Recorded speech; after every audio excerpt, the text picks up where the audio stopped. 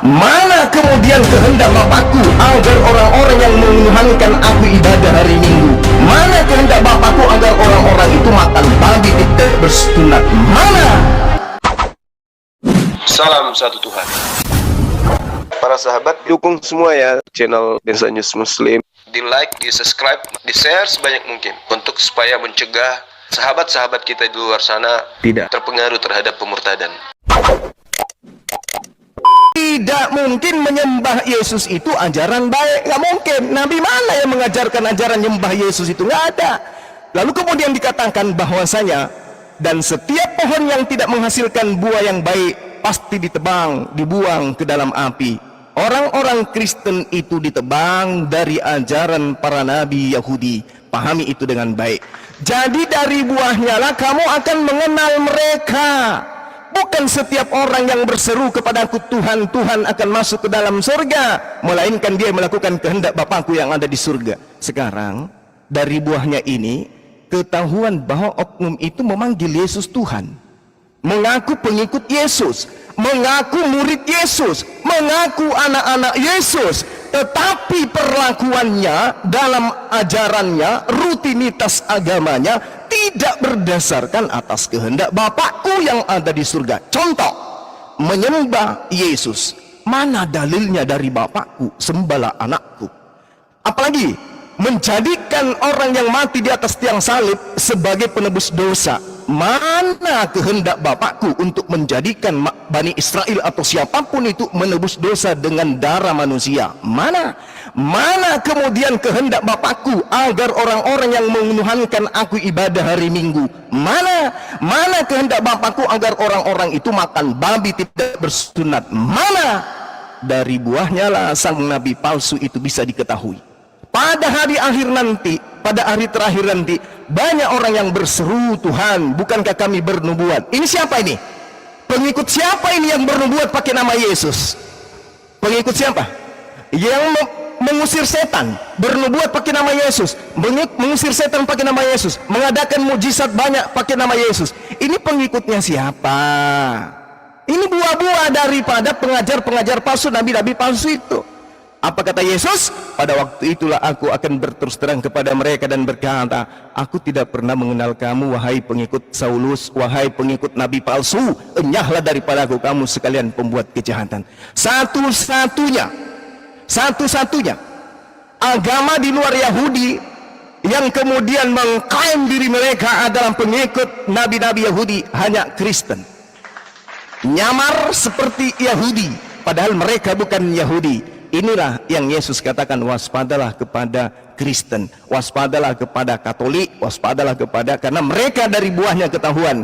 Mereka lah yang memanggil Yesus dengan panggilan Tuhan, mengusir pakai nama Yesus, berbuat pakai nama Yesus, bermujizat pakai nama Yesus. Tak ada agama di luar itu, hanya orang-orang Kristen. Yahudi pun tidak melakukan, Hindu, Buddha tidak melakukan, Islam tidak melakukan. Yang melakukan hanya Kristen. Itu fakta yang tidak terbantahkan. Silakan. Oke, sini saya jawab ya, sini. Jadi kita berbicara di sini bahwa Yesus mengajarkan, dia sudah bernubuat bahwa bait Allah ini satu batu pun tidak akan terletak. Tahun 70 Masehi sudah digenapi. Jadi yang berbicara tentang nabi palsu yang akan datang itu dia berbicara tentang Bar-Kokhbah. Jadi dia mengatakan kepada pengikutnya supaya jangan mengikuti. Gak apa-apa, saya jawab dulu ya. Yang kedua, Anda harus bedakan nabi yang dahulu dengan nabi para rasuli. Di sini kitab suci menjelaskan bahwa adakah mereka semua rasul, nabi, dan pengajar adalah semua mendapatkan karunia. Jadi itu karunia. Jelaskan dulu Bang Awang. Jangan kemana-mana dulu Pak, masuk di dalam satu perikop dulu, Matius 7 Pak. Jangan ngambang kemana-mana. Jadi Anda konsentrasinya adalah siapa yang datang kepada murid-murid Yesus. Jangan gitu. Yang kita bahas ini, saudara AO, yang kita bahas ini adalah siapa yang datang kepada murid Yesus. Iya, saya sudah jelaskan itu. Dia bernubuat. Sabar. Yesus sudah Yohanes 6 nomor 70. Yohanes 6 nomor 70, bukankah aku yang memilih, engkau yang 12 murid. Tidak ada Paulus di situ, oke? Nggak dipilih Paulus itu. Nah sekarang siapa yang sabar, jangan lari kemana-mana. Siapa yang datang kepada murid Yesus pertama kali? Kita Itu dulu, jawab berbicara dulu, tentang Pak. nabi yang Anda bahas tadi. Iya, kan Paulus itu kan nabi. Sekarang nabi mana Itu yang pernah datang? karunia rasuli. Aduh, Bapak, Anda Paulus, jangan Saulus, samakan nabi-nabi yang dahulu sama nabi-nabi rasuli. Pak AO, dengarkan saya. Saulus itu adalah nabi, Pak. Saulus itu nabi. Sekarang permasalahannya, kata Yesus, Iya, waspadalah kepada nabi. itu, Anda Nabi harus palsu. dalam konteks Pertanyaan gereja. saya, siapa nabi yang datang kepada murid-murid Yesus? Setelah Yesus terangkat ke langit, siapa nabinya yang datang kepada murid Yesus? Itu dulu, Pak, jangan bergeser kemana-mana. Itu dulu yang kita bahas, silakan. Tahun 70 ada namanya seorang Barkoba. Kenapa lari tahun 70, Dia Pak? mencoba, Pak, dia hadir. Aduh, Itu Pak, sudah ada Pak. dalam sejarah Bapak-bapak gereja. Anda tidak Bapak, perlu ngoceh. Bapak, dengarkan saya, Pak, ya, dengarkan saya. Dan Gampang kok Tuhan diskusi Yesus dengan bilang, Bang satu Suma batu itu pun gampang. tidak akan terletak di atas Bapak, batu yang diskusi lain, dengan sudah saya itu digenapi. gampang, Pak. Pakai Dalam otak tahun kalau diskusi 70 dengan saya, Tuhan Yesus, Pak. perkataan Yesus Pak, sudah digenapi. Pak AO, dengarkan, Pak, ya, dengarkan. Sabar, Pak, ya. Yesus mengatakan, Pak, Jangan modal mulut besar aja, tapi otaknya kosong, tidak Yesus boleh. mengatakan di dalam Matius Justru Anda 23, menyesatkan orang Islam. Banyak yang murtad Bapak. itu gara-gara Anda.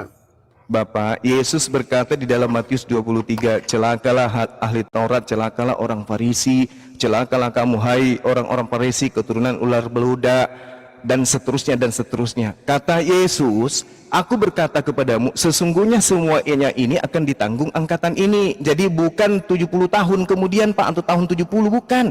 Ini angkatan Yesus yang menanggung semuanya tentang nabi palsu itu. Sesungguhnya semuanya ini akan ditanggung angkatan ini. Angkatan ini artinya orang-orang yang hidup seangkatan Yesus, Pak. Jangan kemana-mana, lari Ya, ke tahun sekarang Anda 70. bicara nabi atau Itu nggak Tuhan nyambung. Imam? Itu nggak Orang nyambung. Ya, Farisi atau sekarang Nabi. Anda fokus, jangan lari-lari. Ya jangan lari, makanya kita fokus Iya, kepada pertanyaannya pengajaran itu jangan Yesus, lari-lari. Pak. Kalau orang Farisi saja, kalau Nabi Ya, saja. makanya siapa orang Farisi yang datang kepada murid Yesus yang adalah nabi palsu itu, siapa, Pak? Itu Paulus sendiri sudah bersaksi dahulu memang aku di situ. Tetapi sekarang Berarti Anda bagiku sudah mengakui. sampah. Berarti Anda sudah mengakui bahwa Sauluslah nabi palsu yang dimaksud. Bukan nabi Lalu palsu. siapa? Anda harus Lalu bedakan siapa? nabi palsu. Lalu dengan siapa nabi imam. palsu yang Anda datang harus kepada bedakan. murid Yesus? Tunggu. Siapa Anda nabi jangan palsu? kawinkan kiri kanan. Aduh. Ya justru saya yang bertanya kepada Bapak, jangan kemana-mana. Saya dengarkan, Pak, ya, dengarkan. Iya, saya. ini saya jawab. Oke. Kalau Oke, Anda dengarkan bicara saya, soal dengarkan saya. orang Farisi, Dengarkan saya, Pak. Dengarkan saya. silakan. Dengarkan. Kisah para Rasul 8 nomor 3. Tetapi Saulus, ini kan nabi nih.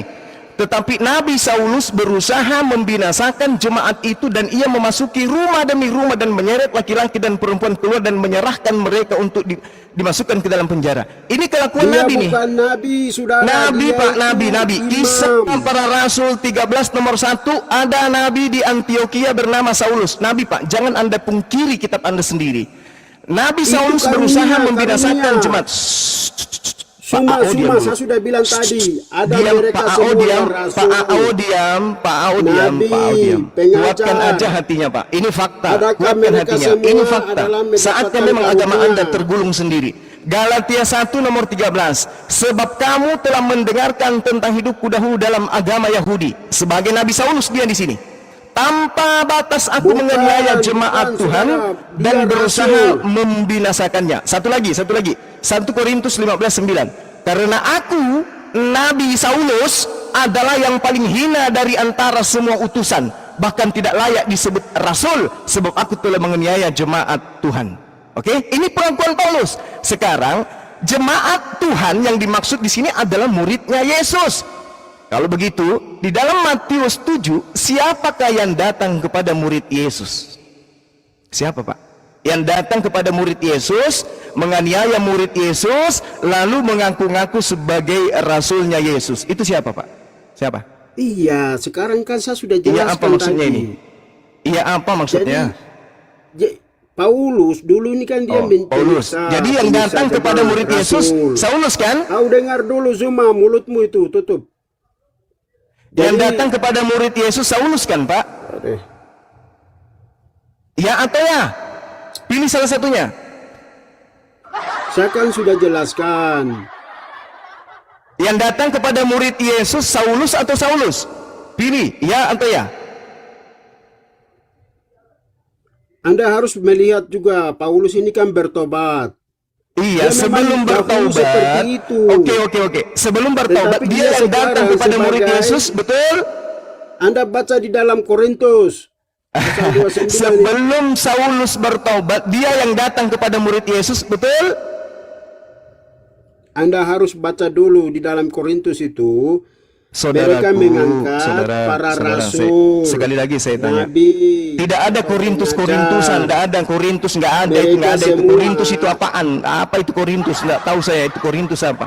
Yang saya tanya, Yesus berpesan kepada muridnya, waspada kepada nabi palsu yang datang kepadamu. Pertanyaan saya, yang datang kepada murid Yesus itu Nabi Saulus, betul atau tidak? Saya sudah bilang tadi, narkoba itu pernah muncul. Apa sebelum pula Kardoba narkoba, dimunculkan. kardoba? Nggak Tuhan ada itu. Yesus, dia Ini yang memasang- saya bahas. Martabak itu. Yang kita bahas ini adalah nabi palsu yang datang kepada murid Yesus itu adalah Nabi Saulus, betul? Di sini nabi palsu, dia akan datang, dia akan membunuh pengikut Kristus, itu dia Ya akan itulah berbakti yang kepada Tuhan. terjadi, Itulah Nabi Bapak. Muhammad. Makanya Muhammad itu muncul nabi pertanyaan palsu. saya. Ada Muhammad nabi yang itu pernah datang. nabi Dengarkan, palsu. setelah Yesus terangkat ke langit, ada nabi yang datang kepada muridnya Yesus, namanya Nabi Saulus. Mana buktinya Nabi Saulus datang ke murid Yesus? Nabi Muhammad. Kisah Yesus. para Rasul 8 nomor 3, Oke. Galatia 1 nomor 13, 1 Korintus 15 Dia nomor akan 19, nomor 9. membunuh Di situ tetapi jelas dia akan berkata Nabi bahwa itu berbakti Saulus kepada mengaku, Tuhan. Nabi Dia akan Saulus berkata bahwa mengaku, Nabi itu Nabi dia akan Saulus berkata, kalau kamu bunuh orang Kristen itu berbakti kepada Allah, itu tidak kata ada Yesus. hubungannya itu, Pak. Dari Nabi Muhammad Saulus itu sudah pernah dibuatkan. datang kepada murid-murid Muhammad Yesus. sudah dinubuatkan Menurut pengakuannya bahwa Kisah itulah para Nabi Rasul palsu. 8:3, Galatia 1:13 yang dibawa tolong dicatat. Pengikut Terus 1 Kristus. Korintus 15 nomor 9. Satu-satunya nabi yang Katanya pernah datang Anda kepada kan murid tidak baca Yesus Korintus, namanya katanya Anda adalah tidak baca Nabi Korintus. Saulus. Sekarang mengemis lagi. Nah, sekarang apakah dia nabi asli atau nabi palsu? Mengemis lagi kau di Alkitab. Aduh. Pak AO, susah memang Cuma karena tidak mungkin Muhammad dalam waktu itu, yang bersamaan Anda akalnya kita kenal berfungsi, dia itu nabi di waktu yang palsu. sama Anda Dia Kristen, akan bunuh apalagi orang Kristen. membahas Bible. Nggak mungkin, Dia Pak. akan Itu berkata bahwa mustahil. itu berbakti kepada Tuhan. Itu mustahil, Pak. Itu Pertanyaan kata saya tuh, Alkitab. Alkitab Pak, sudah mencatat. pertanyaan Orang Kristen saya sudah loh, tahu Pak. bahwa Muhammad itu Pak. nabi palsu. iya silakan Anda aja. tidak bisa. Berarti Nabi Muhammad yang bertemu di abad pertama dengan murid Yesus ya? Itulah Nabi Muhammad. Dia akan Jadi bunuh. Nabi Muhammad cuma hidup Nabi di abad Muhammad pertama yang ya? bisa bunuh orang Kristen. Pak, 1 Yohanes 2 bunyinya gini. Anak-anakku, waktu ini adalah waktu terakhir. Sama seperti yang kamu dengar, seorang antikristus akan datang. Sekarang telah bangkit banyak antikristus. Itulah tandanya bahwa waktu itu benar-benar waktu yang terakhir. Memang mereka berasal dari antara kita. Memang mereka berasal dari antara kita. Itu siapa, Pak? Yang berasal dari tengah-tengah pengikut Yesus yang mengaku sebagai Barkoba itu orang Barkoba Yahudi lagi. sendiri. Anda jadi harus Barkoba tahu. yang jadi sasaran ini. Ya. Gini loh, Pak, gini, Pak. Sekarang mari kita lihat, Pak ya. Di dalam Kisah Para Rasul 13 nomor 1, Saulus adalah nabi. Al-Qur'anul Karim juga Anda harus tahu. Yesus itu bernubuat. Al-Quran juga mengatakan Nabi Muhammad itu juga adalah nabi. Jadi ada dua nabi nih. Nabi palsu itu datang kepada murid Yesus angkatan pertama. Pertanyaannya, siapa di antara kedua nabi ini, Saulus atau Nabi Muhammad, yang pernah datang kepada murid-murid Yesus angkatan pertama? Siapa, Pak? Coba jujur dulu, jujur. Saya hitung sampai 10 ya. 1, Perkataan sudah terbukti nubuatnya 2, bahwa satu batu pun tidak akan terletak 3, di atas batu yang lain. 4, Sudah digenapi di tahun 70. 5, 6, Oke, terus 60 Barkoba 7, muncul. 8, Dia mau melawan Romawi. 9, Sudah 10. digenapi semua di dalam Terima kasih, Pak. perkataan Yesus. Udah diam, Akan Pak, muncul diam. juga Nabi palsu Anda bukan Muhammad. level saya berdiskusi. Diam. Ya. Bapak diam aja, diam. Ya. Maaf ya, Pak ya. Jadi Muhammad itu nabi palsu, dia akan bunuh orang Kristen, itu dia berbakti Oh kepada iya, Allah. Itu kata silakan Yesus itu. Anda ngoceh sampai pantat Anda robek sampai di lambung juga nggak ada urusan dengan saya. Enggak, Nggak ada Bang, urusan gini dengan ya. saya. Mereka itu sebetulnya mengimani kitabnya tidak ya. Padahal di dalam suratnya yang pertama, Yohanes sudah menunjukkan bahwa antikristus ya, nabi-nabi palsu, pengajar sesat antikristus itu sudah datang di zamannya Yohanes, di zamannya Yesus. Kenapa yang dituduh kemudian nabi yang datang 6 abad kemudian kayak begitu? Lucu sekali. Udah jelas Yohanes mengatakan mereka berasal dari antara kita. Apakah Nabi Muhammad dari antara mereka? Kan bukan. Betul. Ya, itu aja kesimpulannya. Rasulullah Muhammad sallallahu alaihi wasallam dikatakan Rasulullah wa khataman nabiyyin. Rasulullah disebut sebagai nabi. Saulus disebut nabi. Nabi palsu datang kepada murid angkatan Yesus. Pertanyaannya, di mana, siapa di antara kedua nabi ini yang pernah datang kepada murid Yesus? Itulah nabi palsunya. Sederhana kok. Sederhana itu. Ya, silakan saudara ini, siapa mualaf? Silakan. Anda jujur aja, siapa nabi yang pernah datang ke murid Yesus? Silakan. Dasarnya kita tadi kan bahas Matius 7 ayat 15 tadi ya. Sebenarnya nggak ada mengarah ke situ. Dari awal saya bilang nggak ada mengarah ke situ. Tapi selalu Anda arahkan ke arah situ. Waduh, Bung. Karena Bung, nabi-nabi palsu di sini. Bung. Ya, oke. Dengarkan silakan. saya, Bung. Dengarkan saya. Anda mengatakan tidak ada mengarah ke situ. Sedangkan Yesus mengatakan nabi palsu itu datang kepadamu, datang. Berarti nabi palsu itu datang kepada murid Yesus. Pertanyaan saya, siapa yang pernah datang ke abad pertama bertemu dengan murid Yesus yang adalah nabi? Apakah Nabi Muhammad sallallahu alaihi wasallam atau Nabi Luga Tambunan ataukah Nabi Saulus? Sederhana kok pertanyaan itu. Coba Anda jujur aja deh. Tadi tak kasih bocoran kan, yang datang kepada murid Yesus adalah Saulus di dalam Kisah Para Rasul 8 nomor 3. Tetapi Nabi Saulus berusaha membinasakan jemaat. Jemaat yang dimaksud di sini siapa? Murid-murid Yesus. Sekarang permasalahannya, siapa yang datang kepada mereka murid Yesus? Apakah Nabi Luga Tambunan atau Nabi Saulus? Coba Anda pilih di antara keduanya. Kalau Rasulullah kan tidak mungkin, dia hidup di abad ke-7, nggak mungkin. Nah, mana tahu Luga Tambunan ini adalah jelmaan Nabi di tahun abad pertama muncul kemudian sekarang. Wallahu alam kan, kalian suka percaya inkarnasi-inkarnasi kan? Coba, kira-kira yang datang kepada murid Yesus, yang menganiaya murid Yesus, yang membunuh murid Yesus, setelah itu ngaku bertobat lalu menyamar sebagai pengikut, itu siapa? Buahnya adalah pengikutnya meneriaki Yesus Tuhan, bermujizat pakai Yesus, mengusir setan pakai Yesus. Itu buahnya. Sekarang pertanyaannya, siapa ini? Orang ini siapa? Ya, oke. Silakan. Sebenarnya yang seperti jawaban awal ya, itu tidak ada mengarah. Tetapi kalau Anda menuntut, sebenarnya kalau Anda menuduh itu ada Paulus, sebenarnya nggak tepat. Kenapa nggak tepat? Karena Paulus sendiri sudah membantah hukum Taurat. Artinya orang Yahudi yang tidak suka dengan Yesus, dia sampai abad ini, pengakuan Anda tadi, sampai abad ini bahkan orang Yahudi tidak mengakui keberadaan Yesus telah lahir ke dunia. Jadi kalau Anda mengarahkan ke ke Paulus, itu tidak tepat. Tapi yang saya lihat dari perikop ini, nabi-nabi palsu yang ditentukan di sini tidak ditentukan kapan waktunya, tetapi nabi-nabi Datang. palsu yang dibicarakan di sini, Nabi palsu itu tidak ada tentukan datang. kapan waktunya. La haula wala quwata illa billah, Pak. Oke, pada Tidak ada ayat orang 23 Islam atau orang sehat akal yang Anda bisa bohongi di sini, nggak ada. Saya kasih data ya, yang lebih akurat lagi, jelas sekali dikatakan di sana bahwa nabi palsunya itu datang kepada murid Yesus. Sekarang yang datang kepada murid Yesus itulah yang kena imbas daripada nubuatan tersebut. Pertanyaannya, adakah nabi yang pernah datang kepada murid Yesus? Ada nggak? Ada.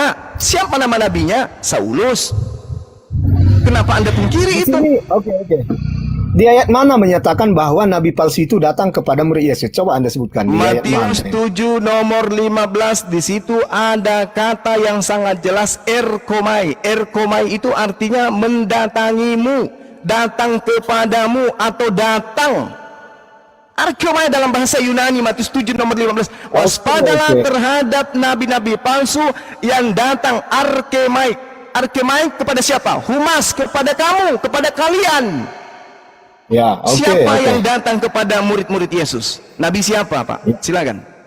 Begini, Alkitab ini tidak sepenuhnya berbicara kepada orang-orang yang ada di zaman itu.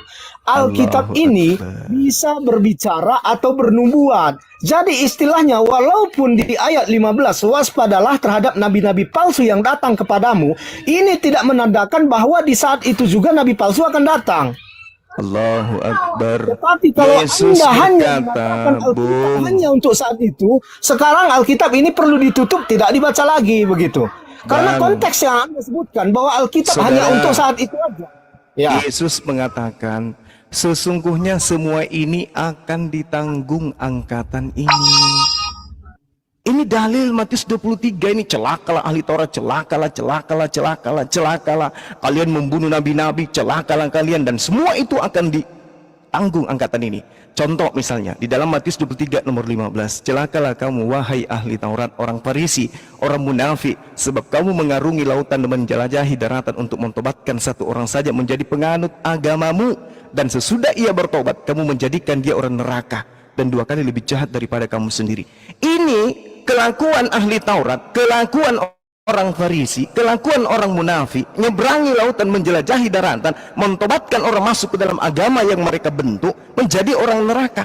Dan ini kata Yesus di data satu perikop, angkatan ini ditanggung oleh keadaan ini, ditanggung oleh angkatan ini. Artinya akan munculnya ahli Taurat, orang Farisi yang nyebrang lautan, menjelajahi daratan, mendirikan agama di luar Yahudi. Itu terjadinya pada masa angkatan Yesus. Agama mana yang dibentuk di luar Yahudi oleh orang ahli kitab, oleh orang Farisi? Agama apa? oke. Agama apa, Pak? Saya. Ya, saya jawab Oke, aja dulu, kita jawab dulu. cek- Jawab dulu. Agama apa yang dibentuk oleh orang Farisi, orang Agama di luar Yahudi Yahudi. di luar Yahudi? Hindu, Buddha, termasuk Islam sendiri kan di luar Yahudi kan? Betul nggak? Pertanyaan saya, agama apa yang dibentuk oleh ahli Taurat, orang Farisi di luar agama Yahudi?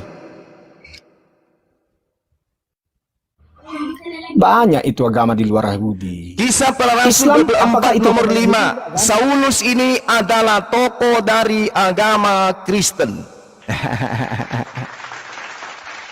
Allahu Di Akbar. ayat yang Silakan, Anda silakan. sebutkan tadi, kenapa Yesus di situ mengatakan bahwa dia akan masuk neraka ketika agama di luar Turunkan dulu, di Mas. luar Saya Yahudi. dulu peringatan, dinaikkan lagi. Sabar Bang, sabar ya. Saya turun dulu ya. Dapat peringatan saya.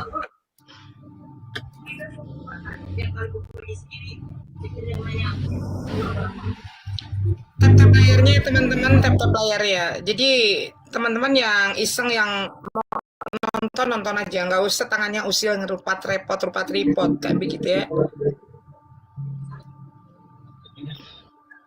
Aduh, akan Bang Mu'alaf ini ganti personil ya, bukan yang tadi kan? Enggak, yang tadi. nah, ini udah naik. Enggak ada ganti personil, Pak. Oh iya. Iya, lanjut Bang. Saya dengar Bang. Silakan. Oke, yang terakhir tadi Dari mana Anda keluarkannya? Ya Matius berapa tadi? Enggak, Yang Anda di dalam Kisah Para Rasul 24 nomor 5, Paulus itu adalah sekte dari Nasrani. Silakan. ya, memang Pertanyaan saya, agama apa yang dibentuk oleh orang Yahudi di luar agama Yahudi? Silakan.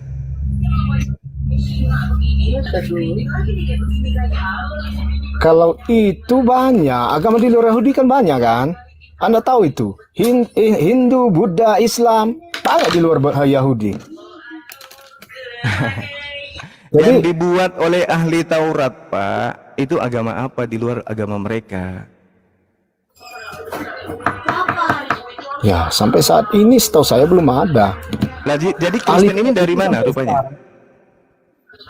Kristen ini ketika Yesus hidup di dunia dan menjadi pengikut Yesus. Karena orang Yahudi sampai sekarang tidak mengakui keberadaan Yesus. Artinya Jadi mereka Kristen tidak ini terjawab kan? Berarti Kristen ini berasal dari ahli Taurat kan? tidak, karena Lalu? berseberangan dengan ahli Taurat. Iya, yang Ahli mendirikan Taurat Kristen ini tidak siapa? mengakui. Ya, Yang mendirikan Kristen ini siapa, Pak? ya murid-murid Yesus. Hah? Murid-murid Yesus. Iya. Di mana disebutkan murid Yesus itu adalah tokoh Nasrani, di mana? Di Alkitab itu kan Anda nampak dasar dari Kisah pengajaran Para Yesus. Rasul 24 nomor 5, Paulus ini disebut tokoh Kristen. Iya, Paulus pun tokoh Kristen. Nah, berarti betul Kristen ini didirikan oleh ahli Taurat. Paulus yang mendirikan. Oke, berarti Paulus ini mendirikan agama Kristen karena dia Paulus tokohnya. termasuk di dalam tokoh agama Kristen, tapi bukan bagus. dia dasar utama dalam pendirian agama Kristen. Balik. Lalu yang mengajarkan menyembah Yesus pertama kali siapa? Sebenarnya kalau soal mengakui Yesus adalah Tuhan, di kitab Yohanes, di kitab Matius bisa saya tunjukkan. Iya, kan bahwa memang Yesus, maaf Pak ya, maaf saudara saya ya. Kan memang Yesus mengatakan penyesat itu banyak. Mereka itu berarti jamak, banyak penyesat. Waspadalah Betul. terhadap nabi-nabi palsu yang datang kepadamu dengan menyamar seperti domba. Artinya nyamar seperti Ya. murid Yesus. Nah, sekarang agama mana di luar Yahudi yang nyamar-nyamar Yahudi? Kalau agama yang nyamar-nyamar Yahudi yang nggak ada lah Bang. Siapa gitu? yang menurut Anda menyamar-nyamar Yahudi? Oh, Yang gitu. bersembarangan dengan Yahudi banyak. Iya. Walah. Oke lah kalau begitu, oke lah. Ya, Anda aja lah yang jujur terhadap diri Anda ya.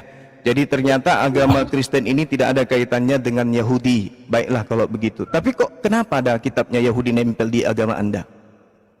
Agama Kristen itu berseberangan dengan Yahudi. Artinya kalau begitu, Yahudi masih, kenapa ada kitabnya Yahudi nempel di kitab saudara?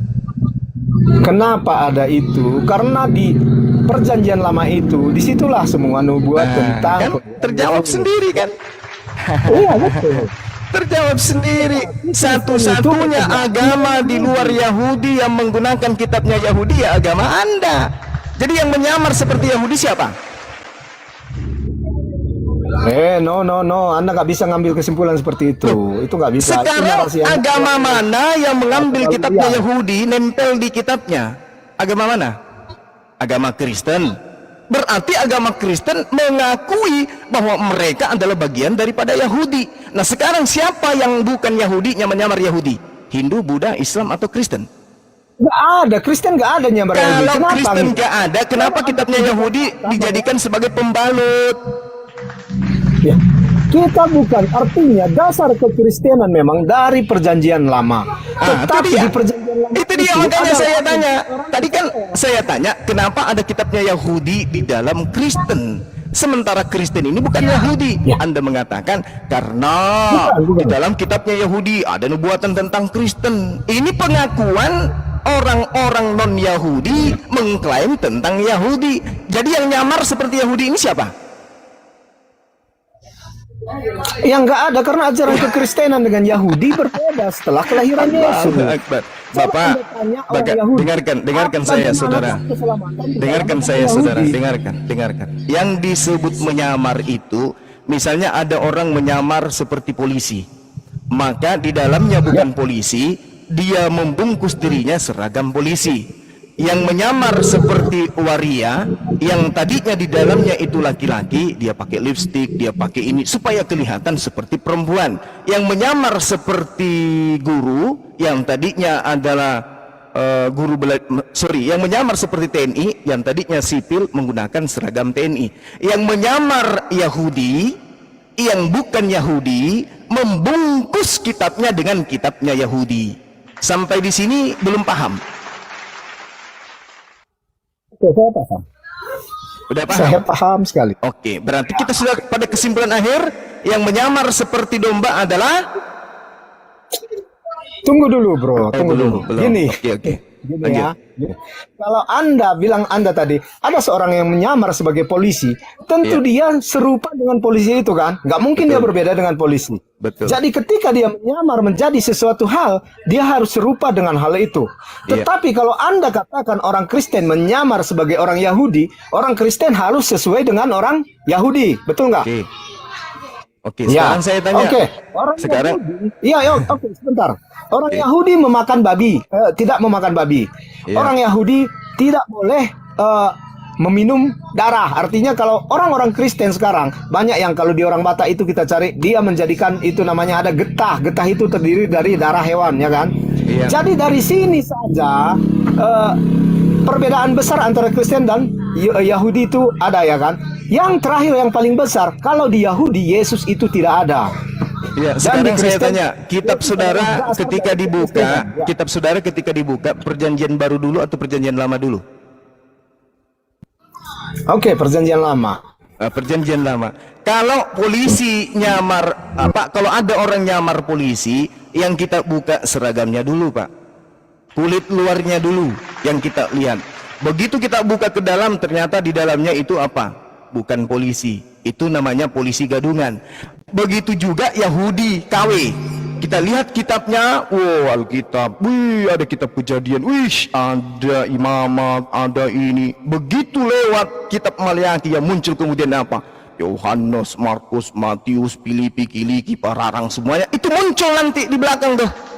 Inilah yang nyamar-nyamar. Makanya dikatakan, waspadalah kepada nabi palsu, dari buahnya kamu akan mengenal mereka. Satu-satunya agama di atas muka bumi ini yang membungkus diri mereka dengan kitabnya orang Yahudi hanya Kristen. Jangan cari yang lain.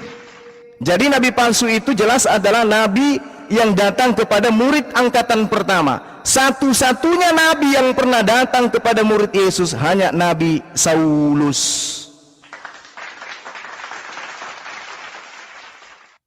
Silakan, Pak. Sepakat kita ya?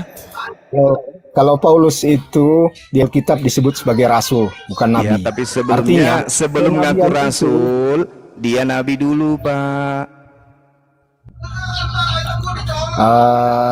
Apapun ceritanya yang Anda bilang, sampai sekarang Paulus adalah seorang rasul, dia bukan seorang nabi.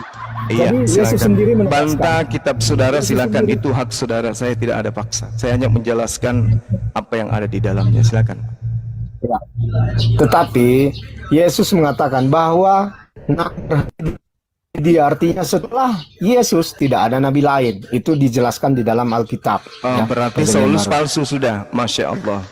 Berarti Anda sudah menjawab bahwa Nabi Saulus ini palsu karena tak ada lagi nabi setelah Yesus. Terima kasih. Saulus bukan nabi. Dalilnya ada, Pak. Dalilnya Kisah Para Rasul 13 nomor 1, dan di Antioquia ada beberapa nabi, salah satunya Saulus. Terima kasih, Anda sudah jujur. Tidak ada lagi nabi setelah Yesus. Ternyata Saulus ini nabi palsu aja dia. Makasih, Pak. Apakah masih perlu dilanjut? Ya, kalau Anda mengambil kesimpulan sepihak silakan. Itu hak Anda. Saya melengkapi pernyataan akhir. Tidak ada lagi nabi selain Yesus. Muncul kemudian nabi di dalam agama Anda bernama Saulus, tertulis di dalam Kisah Para Rasul 13 nomor 1. Salah saya? Tidak, saya hanya menggenapi penjelasan saudara, melengkapi. Tak ada lagi nabi setelah Yesus. Oke, Kisah Para Rasul 13 nomor 1, ada nabi yang keteteran kemudian namanya Nabi Saulus, dan ternyata itu palsu karena tidak ada lagi nabi setelahnya. Makasih saudara mu'alaf, semoga Anda benar-benar Ini- bisa menjadi mu'alaf. Amin. Kisah Rasul 13 ayat 1 nggak ada menyebutkan di sini Saulus adalah nabi. Coba Anda baca. Oke, saya baca ya teman-teman. Saya ulang lagi ya. Pada waktu itu dalam jemaat Antioquia ada beberapa nabi. Sekali lagi saya katakan bahasa Yunaninya adalah prophetes.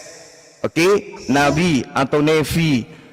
Dan pengajar yaitu Barnabas, Simeon, Lukius, Menahem, dan Saulus. Dan Saul, bukan Saulus. Saul ini siapa? Saul ini siapa? Saul ini orang-orang lain.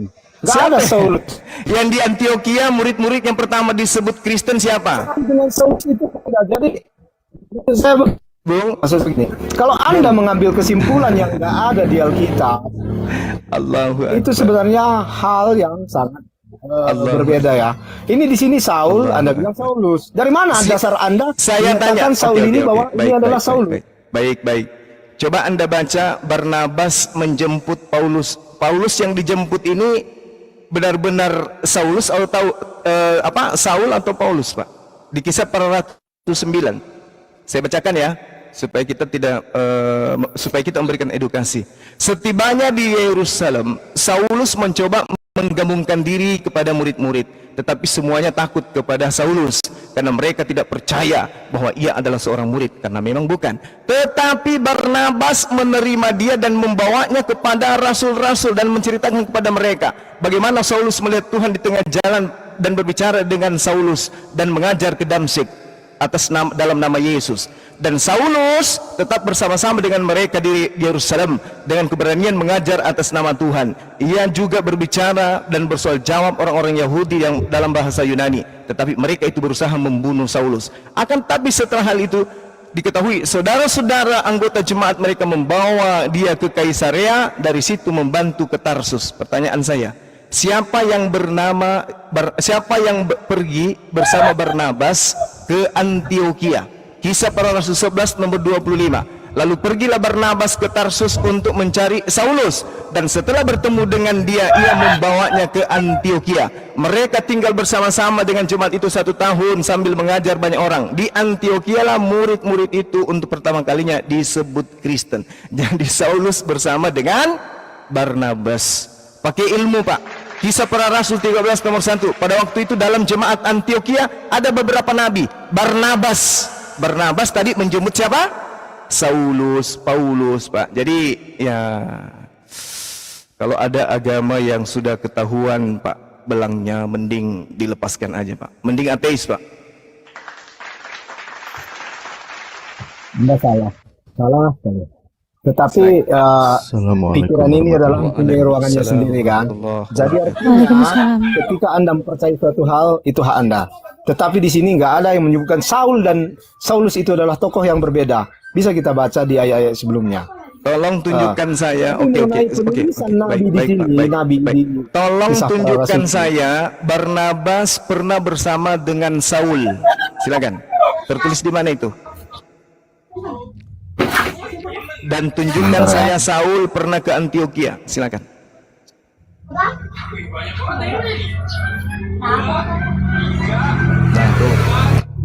Ya, sabar. Padahal nyambung ayatnya Gurunda. Dari Kisah Para Rasul 13:1, Saulus ini siapa dijelaskan di nomor 9 ini. Di Kisah Para Rasul Tetapi Saulus 9 disebutkan. disebut sebagai Disebutkan di situ, maka Saul yang sedang menyemburkan ugut dan bunuhannya ke atas murid-murid itu sudah pergi ke imam besar.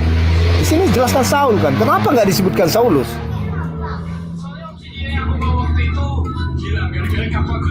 Jadi yang menjadi rasul di Antioquia itu Saul, Rasul kan, bukan Saulus. Anda mengatakan dia rasul kan, bukan nabi. Jadi terbantahkan apa yang Anda katakan tadi, dia itu rasul, oke? Jadi yang saya katakan bahwa Yesus adalah mengatakan nabi-nabi sudah dia adalah palsu, itu tidak terbantahkan, memang betul. Dan Jadi Saulus yang menjadi Nabi Paulus Saul bukanlah ini, seorang Pak? nabi. Siapa Nabi Saul ini siapa? Nabi Saul ini siapa?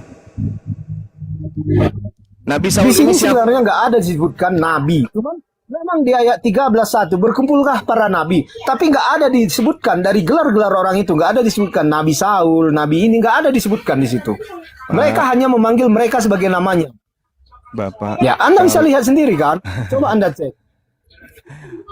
Ayat 13 tadi ya. Nggak ada disebutkan di situ. Saul itu adalah nama Paulus dalam bahasa Ibrani. Sedangkan kalau Anda berbicara mengenai Saul, berarti itu adalah anaknya Benyamin. Berarti dia hidup abad keberapa itu, Pak? Kok ada orang yang hidup di zaman Benyamin, anaknya Yakub, bergaul kemudian dengan Barnabas? Gimana itu, Pak? Gimana ceritanya? Gimana ceritanya? Saul itu hidup kapan? Barnabas hidupnya kapan? Saul Tetapi ini, kalau Anda bilang Saul ini kalau seorang Anda- raja, Pak. Saul ini seorang raja. Dia salah satu raja dari Bani Israel yang hidup di masa zaman bangsa Amon, menjadi musuh mereka. Nah, Saul ini kemudian dijadikan sebagai raja oleh orang Amon yang datang berperang melawan mereka. Nah, sekarang permasalahannya adalah kapan-kapannya kemudian Raja Saul bersama Barnabas ke Antioquia. Jadi mau takia seperti apapun tidak bisa, Pak, nggak bisa. Saul itu bahasa nama Ibraninya Paulus, gitu loh, Pak. Anda selalu melebar. Maksudnya Iya, lebar. Saya lagi yang dituduh melebar. Dia tadi yang mengatakan Saul itu beda dengan Paulus. Gimana sih abang ini? di mana Anda lihat di Kisah Para Rasul disebutkan di situ Paulus itu adalah nabi. Nabi Paulus. Coba Anda sebutkan saja. Di ayat mana bahwa Paulus itu adalah nabi?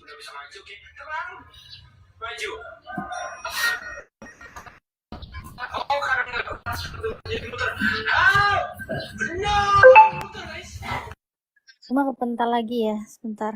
Coba aku cari. Gurunda belum muncul.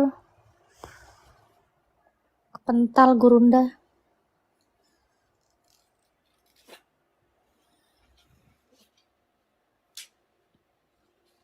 Kena report dulu nggak ini?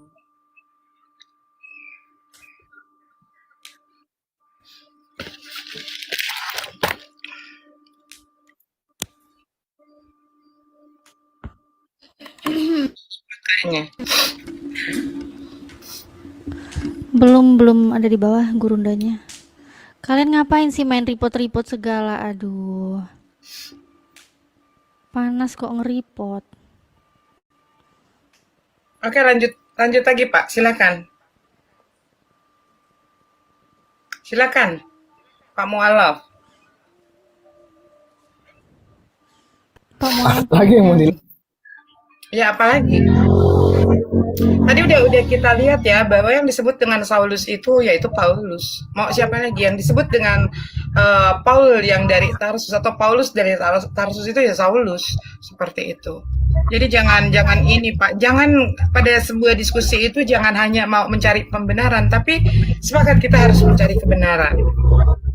Iya betul, Sama-sama. karena saya lihat memang Paulus tidak pernah disebut sebagai seorang nabi, dia hanya sebagai rasul. Kan dari awal saya sudah jelaskan bahwa Paulus itu bukan nabi, dia itu rasul. Nah itu di dalam Kalau Kisah Para Rasul tadi kemungkinan sudah ada di ditunjukkan dalam- gini loh Pak. Karena di dalam Kisah Para Rasul, ya bener nih, Bang Zuma udah masuk lagi, ternyata kena report ya. Iya, kena report. Thank you Silakan, teman-teman di Bang. bawah. Tolong teman-teman ini ya, tangannya jangan iseng gitu loh. Kenapa harus main Jadi, report? Bung, Lanjut Bang. Yahudi dan juga Islam itu ketika berbicara mengenai nabi, berarti mereka yang menerima firman. Rasul adalah nabi yang menerima firman, yang ditugaskan menyampaikan firman tersebut ke orang lain, itu rasul. Jadi kalau hanya sebatas nabi saja, berarti hanya untuk dirinya, bukan diajarkan untuk mengajarkan firman yang diterimanya itu untuk orang lain. Nabi adalah orang yang menerima firman untuk dirinya dan tidak punya kewajiban menyampaikan firman untuk dirinya itu kepada orang lain, itu nabi. Tapi kalau rasul, dia adalah nabi yang menerima firman untuk dirinya dan untuk umatnya, itu rasul. Jadi kalau rasul sudah pasti nabi, kalau nabi belum tentu rasul. Kalau Anda mengatakan Paulus itu rasul, berarti dia otomatis adalah nabi. Kalau Paulus itu sarjana, otomatis dia lulusan SMA, SMP, SD. Tapi kalau dia SMA, belum tentu dia sarjana. Kalau Paulus sudah disebut rasul, berarti sudah otomatis dia nabi. Kalau dia bukan nabi, lalu dari mana tulisannya 14 buku ini? Dia menerima Injil dari Yesus, pernyataan Yesus. Berarti Yesus ini Tuhan bagi kalian, berarti Tuhan memberikan firman kepada Paulus. Berarti Paulus nabi. Karena dia nabi, menerima tugas untuk mengkristenkan non-Yahudi, Galatia 1 nomor 15, nomor 16, Galatia 2 nomor 8, berarti Nabi Saulus itu kemudian naik level pangkat menjadi rasul. Jadi rasul sudah pasti nabi. Nabi belum tentu rasul. Karena Anda mengimani Paulus rasul, maka dia otomatis nabi. Anda tadi mengatakan tidak ada dalilnya di dalam kitab saudara. Pada waktu itu dalam jemaat Antioquia ada beberapa nabi. Bukan dikatakan ada beberapa rasul, tapi beberapa nabi, profetes, yaitu Barnabas dan Saulus diantaranya. Itu jelas bang, dalilnya ada kok. Saya tidak ngada-ngada, silakan.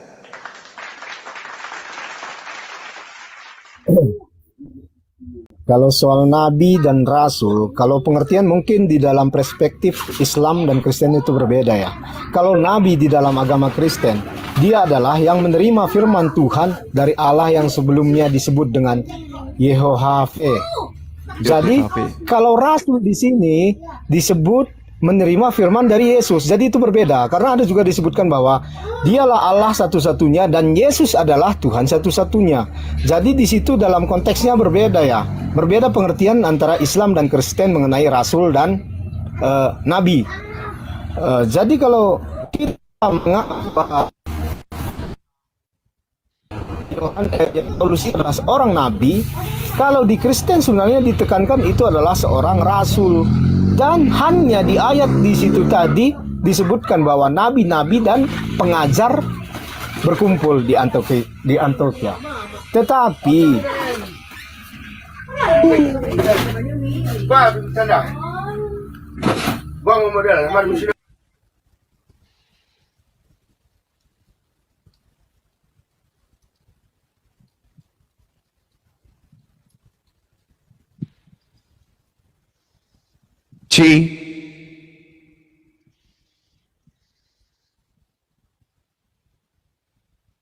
Suara saya nggak ada ya? Ada, udah Bang Sumad. Alhamdulillah.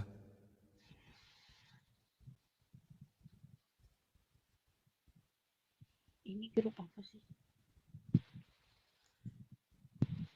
Mana saudara kita tadi? Silakan bang, silakan. Apa yang anda ingin sampaikan? Saya, salto ya. Waduh. Bilangan 12 nomor 6. Jika Tuhan berfirman, demikianlah firmanku ini. Jika di antaramu ada seorang nabi, maka aku Tuhan menyatakan diriku kepadanya dalam penglihatan dan berbicara kepada mereka dalam apa? Dalam mimpi. Nah, kalau kemudian tulisan-tulisan Paulus ini bukan kemudian tulisan nabi, berarti dia tidak menerima dari penglihatan akan Tuhan. Berarti Tuhan tidak pernah berbicara kepada dia kalau dia bukan nabi. Berarti karangannya bukan firman Tuhan. Kalau karangannya bukan firman Tuhan, berarti dia adalah utusan palsu. Kalau dia utusan palsu, berarti dia rasul palsu. Kalau dia rasul palsu, berarti dia nabi palsu. Kalau dia nabi palsu, berarti tergenapilah apa yang menjadi nubuatan Yesus. Jelas ya, saudara mu'alaf yang di bawah? Bilangan 12 nomor 6, lalu berfirmanlah Tuhan, dengarkanlah firmanku ini. Jika di antara kamu ada seorang nabi, bahasa Ibraninya nabi, Tuhan menyatakan aku Tuhan akan menyatakan diriku kepada nabi tersebut lewat penglihatan. Nah sekarang, apakah Paulus ini pernah didatangi kemudian oleh Tuhan sehingga dia mendapatkan penglihatan dan menuliskan kemudian 14 buku. Kalau jawabannya iya, berarti Saulus nabi. Kalau Anda mengatakan dia bukan nabi, berarti bukunya bukan firman Tuhan. Kalau bukan firman Tuhan, berarti antikristus, penyamar serigala ini yang nyamar domba, ketahuan sudah. Ya, nah, sama seperti saudara bernama Mu'alaf. Sepintas kalau kita lihat dari nama Anda adalah orang yang tadinya kategori domba, hewan, berubah menjadi manusia. Kalau kita lihat dari tampilannya nih, Mu'alaf. Mu'alaf itu adalah orang yang tadinya kufur, masuk ke dalam Islam, mengakui Allah satu-satunya Tuhan, mengakui Rasulullah Muhammad sallallahu alaihi adalah sebagai nabi.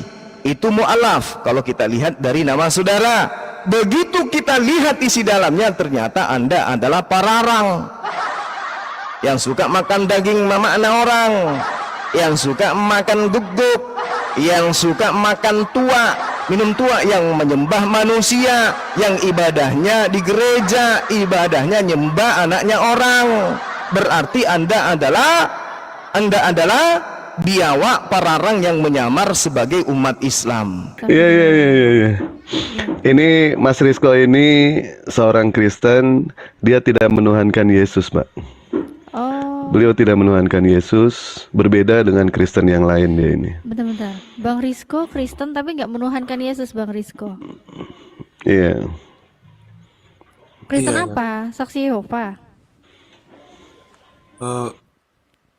Kristen Protestan Kak. Nggak menuhankan Yesus tapi menyembah Yesus ya? Ya bisa dibilang begitu Kak. Tapi saya tak Oh. percaya bahwa Yesus itu Tuhan, karena eh, itu ada dua bagian saya rasa Kak. Kalau menurut Kristen, Yesus itu Tuhan dan Yesus itu utusan.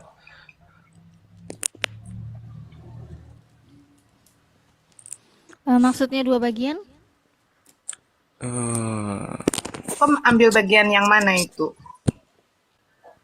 Iya, dua Iya, bagian. Gimana? saya ini naik Kak Mika, butuh pencerahan, makanya saya naik. Mican, bukan Mika. Mikan. Kasih. Kirain Mikana lagi nanti tuh. Hah? Oh. Kak Mican, ini Mican tapi bacanya Mican. Iya, Mican. Mican. Bukan Mikan. Iya, bukan. Jadi ini Bang Rizko. Iya, Bang. Nggak, Bang, Dewa mau ngasih tahu. Sebentar, Umi, iklan dulu sebentar ya. Sebentar aja iklan. Ini bentar lu, jangan berisik. Ini kemarin Abang masuk di Petu Ada. Di Petu Ada. Petu Ada itu Kristen, Bang. Kristen 100% dia, Bang.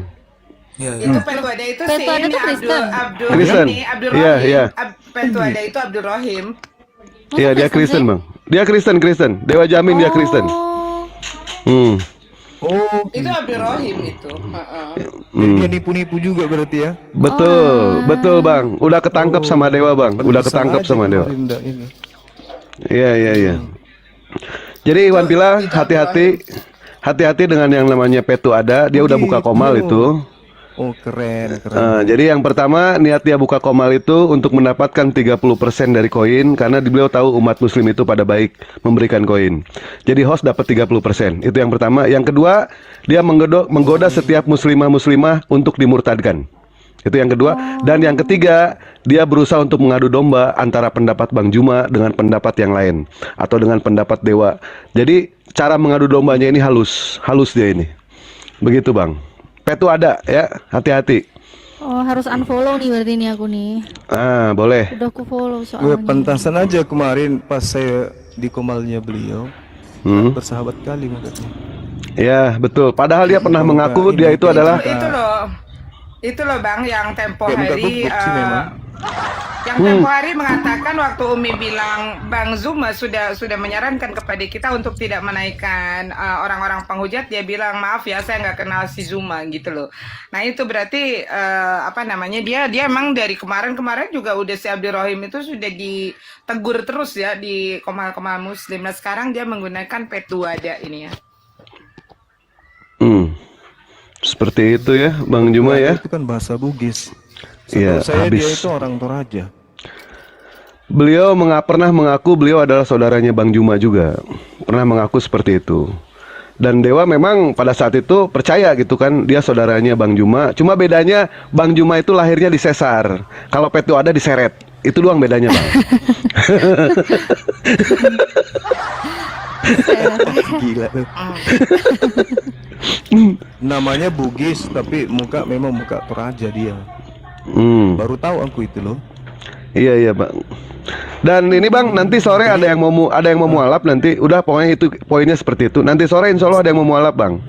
KTP-nya udah dikasih ke Dewa, ya kan? KTP-nya udah dikasih ke Dewa. KTP-nya udah Dewa kirim ke Bang Juma ya. Itu Bang KTP-nya. Insya Allah nanti sore Dewa menyarankan supaya datang langsung aja ke masjid. Dia pengen ngobrol sama Dewa di Koma. Oke lah kalau begitu kata Dewa. Siap sore. Sore nanti insya Allah Dewa buka celana lagi. Buka Koma nanti Bang. Lanjut Mas.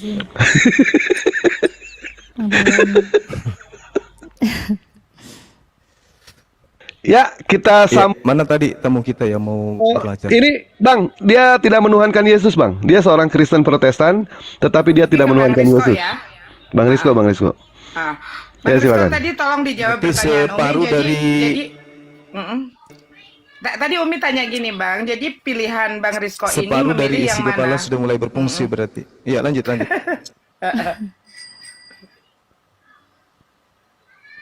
Bang Rizko silakan. Tadi Bang Rizko kan mengatakan kalau di dalam ajaran kekristenan ada yang mengajarkan bahwa Yesus itu Tuhan, ada yang mengajarkan bahwa Yesus itu utusan. Jadi Bang Rizko ngambil yang mana? Ya, ini saya berpikir Kak Mican, saya berpikir juga ada juga orang Kristen mengatakan karena Yesus itu dari rahimnya Maria dan tanpa seorang laki-laki. Nah, itu kan sangat luar biasa ya Kak Mican. Iya. Dia diberi oleh Bapa yang di sorga atau Tuhan. Dia diberi karunia untuk mengajak kita untuk ke surga. Ada juga kawan kita Kristen mengatakan karena itu makanya kami merasa Yesus itu Tuhan gitu Kak. Karena luar biasanya dia diberi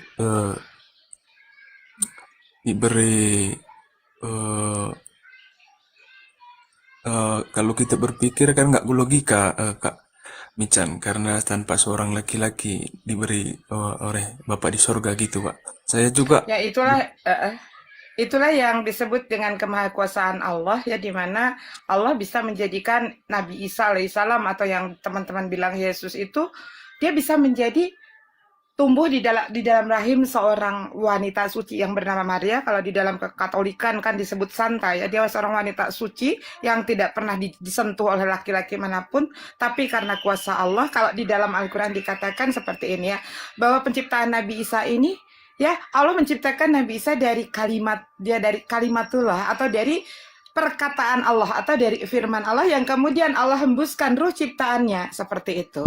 Ya, jadi kalau di dalam Al-Quran sudah dijelaskan bahwa proses penciptaan Nabi Adam ini sama dengan proses penciptaan Nabi Isa. Diciptakannya dari debu dan tanah. Yang berbeda itu adalah prosesnya di mana manusia biasa seperti kita. Ya, ini prosesnya harus melalui bertemunya sel sperma dengan sel telur, sehingga terjadilah di sana pembuahan menjadi janin di dalam rahim, tetapi tidak dengan Nabi Isa alaihissalam atau Yesus. Yesus dikandung oleh perawan suci Maria tanpa harus bersetubuh dengan laki-laki, tetapi cukup Allah mengatakan kun fayakun. Jadilah maka terjadilah. Yang jadi dan terjadi ini apa? Proses mengandungnya Maria tanpa proses hubungan antara suami dan istri seperti itu. Allah berfirman kun maka fayakun. Pada saat Allah mengatakan jadi maka terjadilah, seperti itu. Terjadi proses mengandungnya Maria ya. Mengandung siapa? Mengandung janin yang kemudian ini menjadi Yesus kelak. Dengan proses kun fayakun. Tidak dengan harus proses bertemunya sel telur ya dari seorang ibu atau dari seorang istri dengan sel sperma dari seorang ayah atau dari seorang suami. Ini prosesnya yang berasal dari firman Allah. Tetapi penciptaannya ya di dalam Al-Quran sudah dijelaskan bahwa penciptaan Nabi Isa ini sama dengan penciptaan Nabi Adam. Dia diciptakan dari debu dan tanah seperti itu. Hanya prosesnya yang berbeda. Nah, kayak begitu, Bang. Ya maaf Kak, tapi kalau eh, kita umat Kristen kok Nabi Isa itu lain dari Yesus katanya, nggak sama gitu. Itu gimana Kak? Jadi sebetulnya tidak ada ayat yang menyatakan bahwa Nabi Isa sama Yesus itu berbeda. Itu adalah penafsiran kalian. Karena kalau kita lihat di dalam Bible versi kuno dari itu, contohnya Silibers, di sana tidak ada kata Yesus disebut. Yang ada adalah Isa Al-Masih. Makanya kenapa? Jadi siapa yang menyamakan? Al-Quran tidak pernah menyebut nama Isa. Kita lihat ya. Kita buktikan. Kita ambil satu sampel.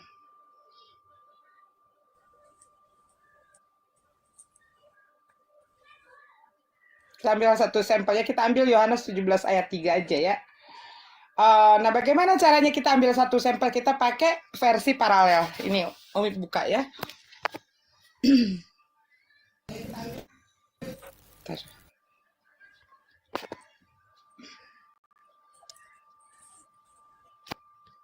Bentar, Umi besarkan dulu. Ya, kita lihat di dalam versi paralel. Coba kita lihat di dalam versi Silibers. Ya, kenapa di sini harus Kenapa di sini harus muncul kata Isa Al-Masih? Kita lihat ya, Silibers nih. Yang lebih kuno daripada perjanjian baru, terjemahan baru. Di sini ada kata Isa Al-Masih. Sorry. Ini susah ya kalau ini mesti nih. Inilah hidup yang kekal itu, engkau mengenal satu-satunya Allah yang benar dan mengenal Isa Al-Masih yang telah engkau utus. Artinya Bible sendiri mengakui di versi yang lebih kuno bahwa Yesus itu adalah Isa Al-Masih. Buktinya apa? Pada saat kita melihat penanggalan, kenapa tidak menggunakan kata Yesus? Kenapa harus di sana ditulis wafatnya Isa Al-Masih, kebangkitan Isa Al-Masih? Bahkan gereja pun ada gereja Isa Al-Masih. Nah, ternyata di dalam versi yang lebih kuno daripada Bible yang sekarang teman-teman pakai, ada di sini di versi yang lebih kuno, versi Silibers. Di sini tidak ditemukan kata Yesus. Semua itu Isa Al-Masih. Artinya sama atau tidak?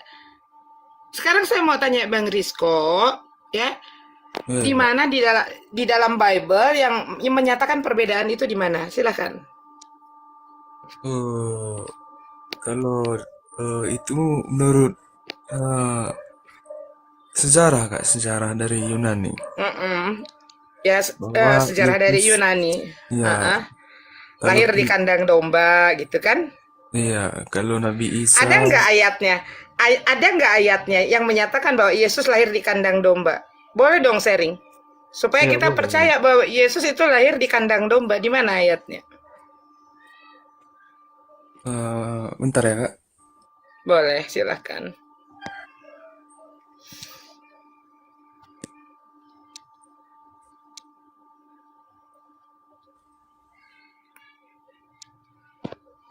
Ini Kak, Lukas 2 ayat 7 sampai 12. Boleh. Kita buka ya, Lukas 2 ayat 7 Kak sampai 12. Lukas 2 Ayat 7. ayat 7 ya. Iya, iya. Oke, kita baca ya.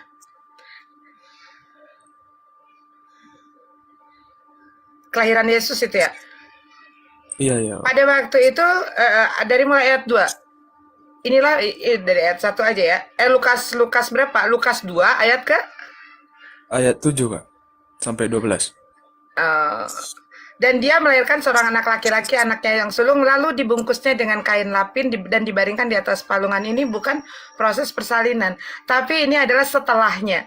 Setelah Maria melahirkan Yesus, kemudian wanita suci itu membungkusnya dengan kain lapin dan diletakkan di atas palungan. Bisa bayangkan nggak? Kalau misalkan Maria mamanya Yesus melahirkan di palungan. Orang yang melahirkan itu harus rebahan. Palungan itu sebesar apa sih? Ya kan? Palungan itu kan tempat minum binatang ternak. Dan ini adalah setelahnya. Setelah perawan suci itu melahirkan anaknya ya. Anaknya. Kemudian dia membungkusnya dengan kain lapin dan diletakkan di atas palungan. Ini bukan proses Yesus dilahirkan di kandang domba, tidak ada di sini. Ini setelahnya. Dan dia melahirkan seorang anak laki-laki, anak yang sulung, lalu dibungkusnya dengan kain lapin dan dibaringkan di dalam palungan, karena tidak ada tempat bagi mereka di rumah penginapan. Palungan sama kandang domba berbeda, Bang. Apalagi palungan itu palungan yang sudah tidak digunakan. Buktinya apa? Buktinya Maria membungkus Yesus dengan kain lapin dan diletakkan di atas palungan. Artinya palungan itu palungan yang sudah tidak digunakan. Karena palungan itu adalah tempat minum binatang ternak, di mana kalau dia masih digunakan isinya dipenuhi dengan air. Nggak mungkin Maria tiba-tiba membungkus Yesus terus menenggelamkan di palungan, kan begitu? Ya kan? Artinya kalau palungan sudah tidak dipakai dan itu letaknya di luar ini, di luar kandang. Palungan kan kecil, Bang. Kalau bagaimana bisa? Mungkin untuk jongkok saja nggak bisa, apalagi untuk rebahan seorang ibu yang sedang melahirkan. Silakan. Ayat yang spesifik bahwa Yesus dilahirkan di kandang domba. Iya, tapi kan nggak mungkin lah ditaruh yang dia ada airnya, Kak. Betul, makanya itu setelah wanita itu melahirkan anaknya yang sulung, kemudian yang laki-laki itu, kemudian dia membungkusnya setelah dia melahirkan, itu setelahnya. Kemudian dia membungkusnya dengan kain lampin dan diletakkan di atas palungan. Ya, palungan ini palungan yang pastinya sudah tidak dipakai. Karena apa? Karena kalau palungan dipakai isinya itu adalah air untuk minum binatang ternak, seperti itu. Iya. Jadi kalau menurut sejarah ini juga Kak saya membuat saya bingung. Kalau menurut sejarah memang Yesus itu disalib. Kenapa kita di Islam dia bangkit ke atas gitu? Sebetulnya saya sangat bisa menjelaskan bahwa di dalam Bible pun yang disalib itu bukanlah Yesus. Saya sangat bisa menjelaskan dari ayat-ayat Bible, tapi ini butuh waktu lama. Yang pasti nubuatan orang yang disalib ini tidak tergenapi oleh Yesus. Ya, dari mulai kebangkitannya, dari mulai bahwa Yesus itu dicintai Tuhan, ya, dan Tuhan berjanji untuk tidak meninggalkan manusia yang dikasihnya untuk selama-lamanya, tapi faktanya manusia yang mati terkutuk di kayu salib pada saat jam 3 dia berteriak dengan suara nyaring, Eloi Eloi lama azabtane, artinya Allahku Allahku mengapa engkau meninggalkan aku. Ini terbukti bahwa manusia yang mati terkutuk di kayu salib ini adalah ditinggalkan oleh Allah. Sementara Allah berjanji di dalam Mazmur dia tidak akan pernah meninggalkan orang yang dikasihinya untuk selama-lamanya. Apakah Yesus orang dikasihi oleh Allah? Tidak dikasihi. Makanya Allah tidak akan pernah meninggalkan Yesus untuk selama-lamanya. Termasuk di dalam Yohanes 18 ayat ke-10. Ya, bahwa Allah telah berjanji tidak akan meninggalkan Yesus untuk selama-lamanya karena Yesus selalu berbuat yang berkenan dengan hati Tuhan. Seperti itu. Tetapi apa yang menjadi fakta bahwa manusia yang mati terkutuk di kayu salib dia adalah manusia yang ditinggalkan oleh Tuhan. Seperti itu. Nanti ada juga banyak ayat yang akan membuktikan. Saya tidak ambil dari Al-Qur'an karena Al-Qur'an tidak menceritakan atau tidak membenarkan bahwa Yesus itu mati terkutuk di kayu salib.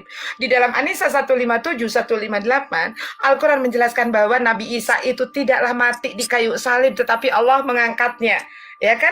Ayat 158 yang menjelaskan bahwa orang-orang yang mengatakan bahwa Isa mati di kayu salib itu atau Yesus mati di kayu salib itu mereka hanya mengikuti prasangka belaka mereka saja. Ya. Itu senada dengan apa yang tertulis di dalam Kisah Para Rasul 25 ayat 19. Coba buka, Bang. Abang ada Bible nggak? Iya. Lewat ada. Oke, coba Bang. Berapa Kak Kisah Para Rasul? Kisah Para Rasul 25 19. 25 ayat 19.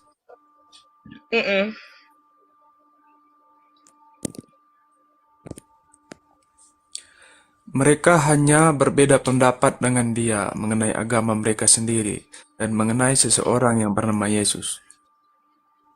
Itu gimana maksudnya, Kak? Itu pakai apa? Pakai Bible ini dong. Yohanes Kisah Para Rasul, bacanya yang lengkap. Ya, bacanya yang lengkap. Jadi di sana dikatakan, tetapi mereka hanya berselisih paham dengan dia tentang soal-soal agama mereka dan tentang seorang yang bernama Yesus yang sudah mati. Sedangkan Paulus mengatakan dengan pasti bahwa dia adalah hidup, bahwa dia hidup. Ya. Jadi ini senada dengan apa yang ada di dalam Quran surat An-Nisa 158, bahwa apa yang mereka perkirakan tentang Yesus yang mati di kayu salib ini hanya mengikuti prasangka mereka saja, ya. Dan mereka ada dalam keraguan-raguan. Coba bacakan bentar ya, Umi bacakan An-Nisa 157 158.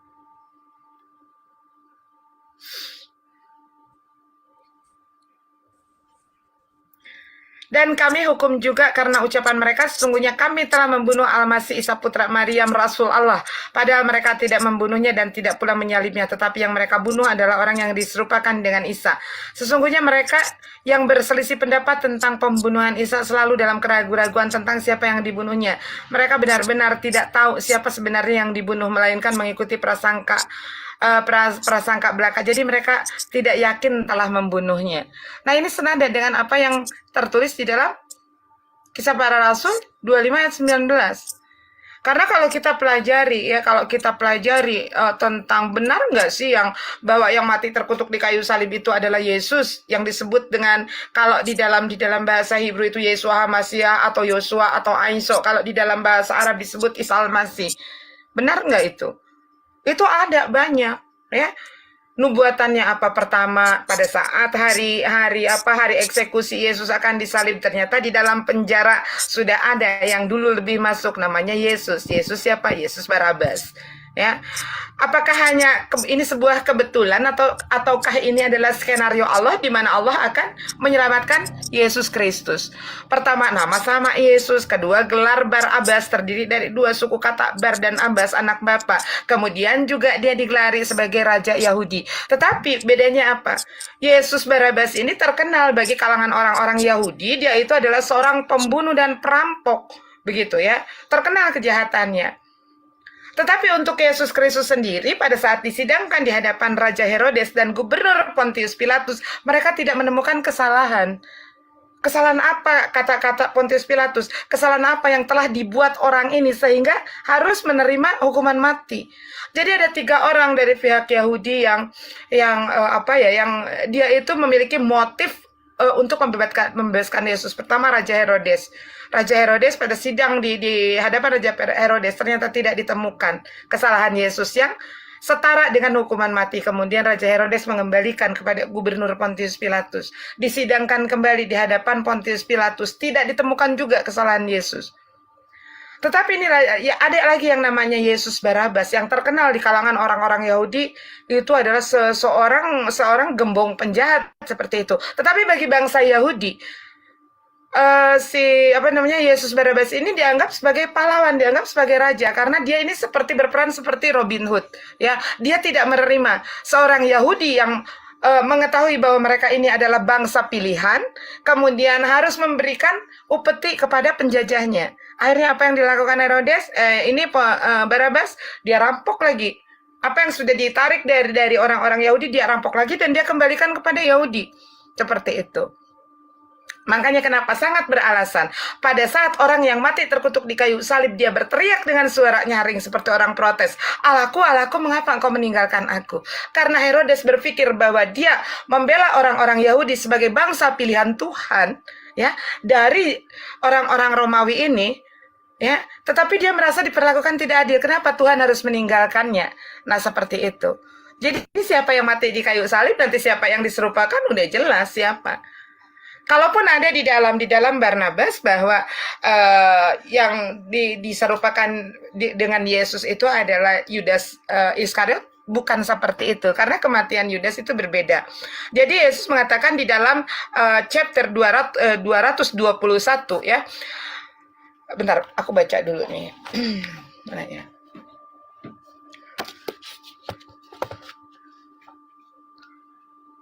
Dan dia telah menegur banyak orang yang telah, chapter 221 nomornya 187 ya. Dan dia telah menegur banyak orang yang mempercayainya bahwa dia telah wafat dan bangkit lagi. Kemudian dia berkata, apakah kamu berpendapat kepadaku bahwa aku dan Allah adalah seorang pendusta dan pembohong? Allah telah mengkaruniakan aku hidup sampai dengan akhir dunia ini. Genap seperti yang telah aku katakan terhadapmu. Sesungguhnya aku berkata kepadamu, aku tidak mati. Yang mati, tetapi yang mati adalah Yudas si pengkhianat. Nah, ini matinya ini tidak menceritakan tentang masalah penyaliban, ya. Tetapi ini waktu seperti apa yang dikatakan di dalam Yohanes pasal 6 ayat ke-70 dan 71. Bukan kalian yang memilihku ya, memilihku dari 12 murid ini, tapi akulah yang memilih kalian sebagai muridku, dan salah satunya adalah iblis. Siapa iblis itu? Ada di ayat ke-71. Yang disebut dengan iblis itu adalah Yudas bin Simon Iskariot, karena dia telah melakukan pengkhianatan. Nah, pengkhianatan itu seperti apa? Pada saat Yudas memberikan informasi dengan digantikan 300 keping uang perak pada saat itu, ya. Apa yang dikatakan Yudas tentang sebuah tanda? Dia yang kucium, itulah dia, tangkaplah dia dengan selamat. Yudas pada saat berkhianat meminta bahwa tangkaplah dia dengan selamat. Tetapi pada faktanya orang-orang Romawi ini menangkap Yesus, kalau versi dari kekristenan, tidak dengan selamat, sehingga sampai dengan mati di kayu salib seperti itu. Akhirnya ada penyesalan dari Yudas bin Simon Iskariot sampai dia akhirnya bundir, gantung diri di satu batang pohon. Kemudian batang pohon yang digunakan untuk bundir itu patah, jatuh, dan menancap di perut Yudas sehingga ususnya terburai. Jadi kematian Yudas itu bukan tentang proses penyaliban, bukan, itu pada saat dia berkhianat. Tetapi pada saat penyaliban ini, ternyata di dalam Bible tercatat semua, ada dengan nama yang sama, dengan gelar yang sama. Apakah ini sebuah kebetulan atau ini sebuah skenario dari Allah untuk menyelamatkan Yesus Kristus? Coba, kalau kita lihat nubuatannya tidak tergenapi, termasuk juga nubuatan seperti Nabi Yunus. Ya, Nabi Yunus tinggal di dalam rahim bumi 3 hari 3 malam. Tinggal, artinya kalau tinggal dia hidup. Begitupun anak manusia, tinggal di dalam rahim bumi, hidup. Tapi ini tanda ini diberikan kepada siapa? Ya, pada saat angkatan jahat dan tidak setia meminta sebuah tanda, tetapi tidak diberikan tanda kepada mereka kecuali tanda Nabi Yunus. Jadi tanda Nabi Yunus ini bahwa anak manusia akan tinggal di dalam rahim bumi 3 hari 3 malam, itu diberikan kepada siapa? Kepada angkatan yang jahat dan tidak setia. Paham ya? Angkatan yang jahat dan tidak setia meminta sebuah tanda, meminta tanda. Tetapi Allah tidak memberikan tanda kepada angkatan yang jahat ini, kecuali tanda Nabi Yunus. Nah, seperti itu. Artinya gini, genap nggak nubuatan itu terjadi kepada Yesus? Tidak. Karena Yesus pada saat disalib hari Jumat, ya, hari Jumat petang sebelum masuk Syabat, itu sudah diturunkan dan dikuburkan katanya. Kalau di sini 3 hari 3 malam, artinya harusnya Senin petang Yesus bangkit lagi. Ini Jumat petang dikuburkan, hari Minggu pagi Maria Magdalena dan Maria yang lain saat datang ke kubur Yesus, ternyata mayat Tuhan sudah dicuri orang, teman-teman. Sudah tidak ada Yesus di sana. Ya, mayat Tuhan dicuri orang. Udah nggak ada. Seperti itu. Jadi udah jelas sih sebetulnya. Kalau Umi bahas semua bisa makan waktu 2 jam untuk membuktikan bahwa yang mati terkutuk di kayu salib berdasarkan Bible bukanlah Yesus. Begitu. Silakan Bang Rizko. Iya, oke Kak. Saya bertanya Kak, kalau di Quran Nabi Isa itu lahir di mana? Di Baitul Lahim. Baitul Lahim atau Bethlehem? Di bawah pohon kurma. Betul. Ya, di Bani Israel pohon kurma Apakah di aja nggak Migdal ada, Eder Kak? ada pohon kurma? Iya. Ada, banyak. Kita buktikan ya. Pasti jawab pertanyaannya ke sana. Iya, iya. Oke, kita Karena lihat buktikan.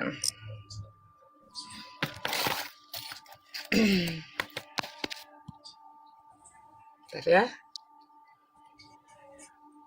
Sorry. Nih ya. Ini dari mana? Bukan dari Al-Quran ya, dari BBC ini. Nih. Ilmuwan Israel berhasil tumbuhkan pohon kurma dari biji yang berasal dari zaman Nabi Isa. Kita lihat yang lain lagi. Ya. Ini ada banyak. Kalau Abang mau buka, ini banyak. Ya. Migdal Eder di Bethlehem tidak ada pohon kurma, kata siapa? Ini kan sudah ada bantahannya. Ya. Apakah di Bethlehem ada pohon kurma? Ada. Sejaman dengan Yesus. Bahkan ini peneliti saja sudah membudidayakan biji kurma dari 2000 tahun yang lalu. Kayak gitu, Bang. Oke, silakan. Halo. Halo Kak. Ya. Sejak tahun berapa tadi Kakak bilang bahwa di Yahudi ada pohon kurma? Itu dari semenjak Yesus, dari zamannya Yesus. 2000 tahun yang lalu itu yang dibudidayakan oleh para ilmuwan. Ilmuwan maksudnya sejarah Kak? Iya, iya dari sejarah. Dari sejarah memang pohon kurma itu sudah ada dari zamannya Yesus. Ya, ini masuk lagi kita sejarah Kak ya, Kak Michan. Sebelum sejarah mengatakan bahwa Yesus itu disalib, itu gimana lagi itu? Gimana maksudnya? Menurut sejarah, orang Yunani juga menyatakan Yesus itu disalib. Kalau kita di Quran kan dia dibangkitkan, itu gimana? Bukan dibangkitkan, diangkat ya, diangkat Iya, ke langit diangkat, iya. seperti itu. Iya, Nah, sekarang gini, pertanyaannya kalau misalkan di dalam sejarah Yunani ya, bahwa Yesus itu disalib itu dari mana sumbernya? Bahkan sumber-sumber Yahudi tidak sama sekali tidak mempercayai proses penyaliban Yesus. iya, tapi Ada menurut nggak di sejarah, dalam sejarah siapa? menurut sejarah bahwa Yesus itu disalib, ada buktinya nih Kak. Kalau penyaliban Yesus jangankan berbicara sejarah, dalilnya pun di dalam Bible ada. Tapi apakah benar itu seperti itu isinya? Ya? Atau yang mana? Iya, ya itu makanya saya bertanya Kak, kalau tadi menurut sejarah gitu. Tapi kan kalau kita kan dari sejarah Begini dulu. Bang, kalau berbicara sejarah kita harus tahu dulu Yesus ini siapa sih yang disebut Yesus itu? Dia kan Yeshua HaMashiach, seorang Yahudi, ya kan? Yang tidak pernah dituhankan oleh kalangan orang-orang Yahudi. Jangankan dituhankan, pada saat dikata berbicara Mesias saja ini yang menyebabkan kenapa Yesus disalib. Pada saat itu karena Yesus dianggap melakukan Hilul Hashem atau penghujatan terhadap Hashem. Pada saat tua-tua Yahudi bertanya, "Engkaukah Mesias anak Allah itu?" Kemudian Yesus menjawab, "Akulah dia." Yesus dirajam karena dianggap melakukan hujatan terhadap Hashem. Orang-orang Nah, Yahudi mana ada yang mentuhankan Yesus sebagai Mesias saja tertolak. Silakan. iya, memang ya. Tadi kan dari awal saya udah bilang Kak Michan bahwa Yesus itu ada yang mengatakan Tuhan, ada juga dibilang utusan. Makanya saya bertanya tadi soal itu Kak, karena saya juga jadi 50-50. Saya kan pingin kebenarannya gitu. Mana Baik, sebenarnya? Karena di ya Bible baik. dan di Ini Quran itu perbedaannya jauh semua Kak. Makanya baik. saya bingung ya. Baik, kita akan buka kapan sih Yesus disebut Tuhan, ya kan? Kapan Iya. Yesus disebut Tuhan? Iya, Karena kalau ada kita juga di lihat Bible. Bang, ini aku buka ya. Aku ambil satu sampel. Tadi sebetulnya sudah aku buka. Bentar.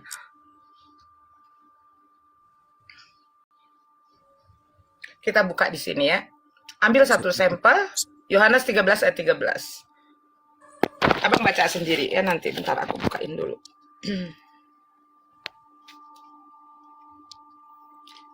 Coba di sini baca. Kapan Yesus sebut Tuhan? Abang bisa baca dari bawah dulu ya, dari sini. Ini dari versi terkuno dulu, naik ke atas. Silakan. Kapan Yesus disebut Tuhan? Yudas berapa tadi Kak? Yohanes 13 ayat 13. Ini versi paralel ya. Versi paralel jadi kelihatan perubahannya. Coba Abang ini baca yang saya buka dari bawah dulu. Dari versi kuno tuh, Clean Cat. Terus ke atas. Jadi bisa tahu kapan Yesus sebut Tuhan. Bahwa aku dipanggil olehmu guru dan Tuhan, maka benarlah begitu, Ke karena atasnya. akulah dia. Terus ke atasnya. Adapun kamu menyebutkan aku guru dan rabi, maka patutlah katamu itu, karena akulah dia. Terus. Kamu memanggil aku guru dan Tuhan, dan tempatkanlah demikian, sebab memang itulah aku. Kamu menyebut aku guru dan junjungan, memang sepatutnya lah demikian, karena aku adalah guru dan junjungan. Kamu menyebut aku guru dan Tuhan, dan Nah, guru dan Tuhan ternyata hanya ada di dalam versi terjemahan baru yang paling terkini yang dipakai oleh teman-teman Kristen. Versi siapa ini? Versi LAI. Ya, jadi Yesus jadi Tuhan hanya ada di dalam versi LAI yang dikeluarkan oleh LAI di abad ke-19, tepatnya 1974. Kita lihat lagi yang lebih kuno, Bang. Ya, Umi punya lagi nih yang lebih kuno, bentar. 1611. Kita buka 1611. Yohanes 13 ya. Sorry. Yohanes 13 kita buka dulu. Oke, inilah ya. Tolong Abang bacakan. Yohanes 13 nih. Bacakan baik-baik. Bahasa Yuk. Inggris juga rencana. Iya. Ini KJV, 1611 Bible kuno ini. Ya berbahasa Inggris ya. Ini tinggal baca. Apa coba? Baca. Saya artinya tak tahu itu Kak Mican. You call me teacher and Lord, ya. You call me Ya, ya, teacher ya. and Lord, ya. And you alright. Bentar. Ini ya apa namanya? Buram Kak. Mm-mm. Oke, Umi bacakan saja di sini ya. Oke Kak. You call me teacher and Lord, you alright, and you alright. For so I am. Kamu memanggil aku guru dan Tuhan, dan benarlah demikian. Itu karena itulah aku. Jadi dari versi 1611 saja, ini KJV, ini Bible terbaik ya. Ini versi 1611 saja, tidak ada Yesus dikatakan God. Yesus disebut teacher and Lord. Iya. Nah itu, jadi mau cari kebenaran apa lagi? Di dalam Bible sendiri di versi sebelumnya tidak ada Yesus Tuhan. Tetapi Tuhan, Rabi, junjungan di dalam KJV sendiri dikatakan di sana Lord, bukan God. Kalau Yesus itu Tuhan harusnya dikatakan God.